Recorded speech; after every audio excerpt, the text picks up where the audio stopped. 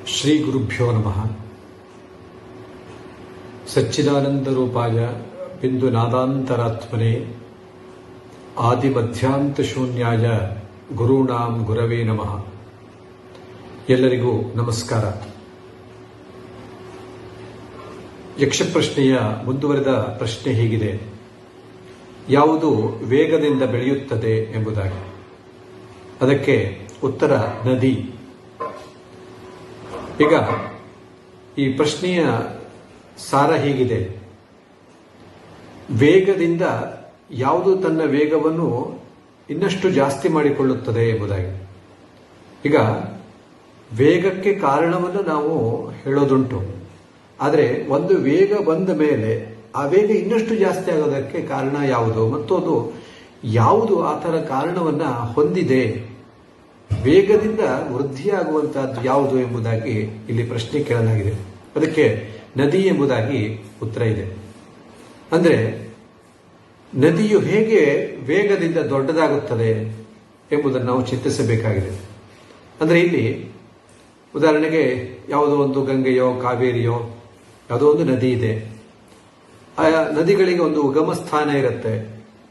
ಉಗಮ ಸ್ಥಾನದಿಂದ ಅದು ತನ್ನ ಹರಿವನ್ನು ಆರಂಭ ಮಾಡಿಕೊಳ್ಳುತ್ತೆ.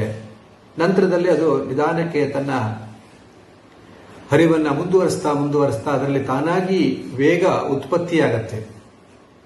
ಆ ವೇಗ ಉತ್ಪತ್ತಿಗೆ ಕಾರಣವಾದದ್ದು ಅದರ ಹರಿವು ಅಥವಾ ಅದರ ವಿಸ್ತಾರ.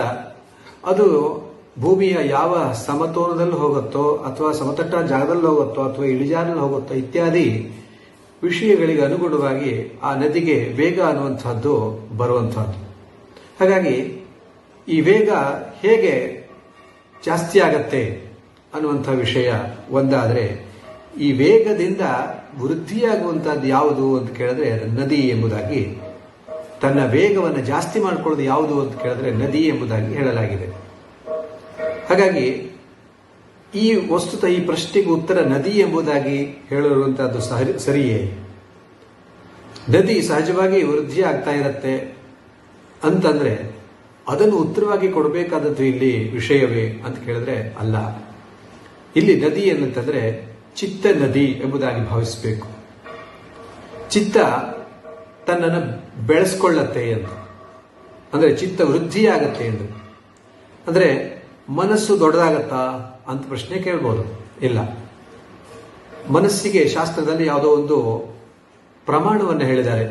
ಕೆಲವರು ಮಧ್ಯಮ ಪ್ರಮಾಣ ಅಂತ ಹೇಳೋದುಂಟು, ಕೆಲವರು ಅಣು ಪರಿಮಾಣ ಮನಸ್ಸು ಅಂತ ಹೇಳೋದುಂಟು. ಇರಲಿ, ಅದು ಯಾವುದೇ ಇರಲಿ, ಒಂದು ನಿರ್ದಿಷ್ಟವಾದ ಪ್ರಮಾಣವನ್ನ ಮನಸ್ಸಿಗೆ ಹೇಳಲಾಗಿದೆ. ಹಾಗಾದ್ರೆ ಈ ಮನಸ್ಸು ವೃದ್ಧಿಯಾಗತ್ತೆ ಅಂತ ಹೇಳೋಣವೇ ಅಂತ ಕೇಳಿದ್ರೆ ಖಂಡಿತವಾಗಿಯೂ ಹಾಗಲ್ಲ. ಮನಸ್ಸು ವೃದ್ಧಿಯಾಗತ್ತೆ ಅಂದ್ರೆ ಮನಸ್ಸಿನ ವೃತ್ತಿಗಳು ವೃದ್ಧಿಯಾಗುತ್ತವೆ ಎಂಬುದಾಗಿ ಅರ್ಥ. ಅಂದ್ರೆ ಮನಸ್ಸಿನ ವೃತ್ತಿಗಳು ಹೇಗೆ ವೃದ್ಧಿಯಾಗುವಂತಹದ್ದು? ಆಲೋಚನೆಗಳು ವೃದ್ಧಿಯಾಗುತ್ತವೆ ಅಂತ ಅರ್ಥ. ಮನಸ್ಸಿನ ಆಲೋಚನೆಗಳು ವೃದ್ಧಿಯಾಗೋದಕ್ಕೆ ಕಾರಣ ಏನು ಅಂತ ಕೇಳಿದ್ರೆ, ಮನಸ್ಸು ಇಂದ್ರಿಯಗಳ ಮೂಲಕ ಹೊರಗಡೆ ಬರುತ್ತೆ. ಆಗ ಇಂದ್ರಿಯಗಳ ಮೂಲಕ ಆ ವಸ್ತುವಿನ ಜ್ಞಾನವನ್ನ ಅದು ಪಡ್ಕೊಳ್ಳುತ್ತೆ. ಹೀಗೆ ಅನೇಕ ವಸ್ತುಗಳನ್ನು ನೋಡಿದಾಗ ಅವುಗಳ ಜ್ಞಾನ ಮನಸ್ಸಿಗೆ ಬರ್ತಾ ಇರುತ್ತೆ. ಅದನ್ನೇ ವೃತ್ತಿ ಎಂಬುದಾಗಿ ಕರೆದಿದ್ದಾರೆ. ನಾವು ಎಷ್ಟೆಷ್ಟು ಪದಾರ್ಥಗಳನ್ನ ನೋಡ್ತೇವೋ, ಕೇಳ್ತೇವೋ, ಸ್ಪರ್ಶಿಸ್ತೇವೋ ಆ ಎಲ್ಲದರ ವೃತ್ತಿ ಮನಸ್ಸಿನಲ್ಲಿರುತ್ತೆ. ಹೀಗೆ ವೃತ್ತಿಗಳು ಹೆಚ್ಚೆಚ್ಚಾದಾಗ, ಮನಸ್ಸಿನ ಭಾವನೆಗಳು ಹೆಚ್ಚೆಚ್ಚಾದಾಗ ಮನಸ್ಸಿಗೆ ವೇಗ ಜಾಸ್ತಿ ಆಗತ್ತೆ ಎಂಬುದಾಗಿ ಕರೆಯೋದುಂಟು. ಅಂದ್ರೆ ಮನಸ್ಸು ತನ್ನ ಸ್ಥಿಮಿತತೆಯನ್ನು ಕಳೆದುಕೊಳ್ಳುತ್ತೆ ಅಂತ.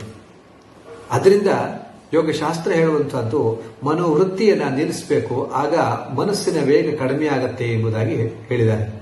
ಅಂದ್ರೆ ಚಿತ್ತವೃತ್ತಿಯನ್ನ ನಿರೋಧ ಮಾಡುವಂತಹ ಒಂದು ಸ್ಥಿತಿಯನ್ನ ನಾವು ಪಡಿಬೇಕು. ಅದಕ್ಕೆ ಅಭ್ಯಾಸವನ್ನ ಮಾಡಬೇಕು.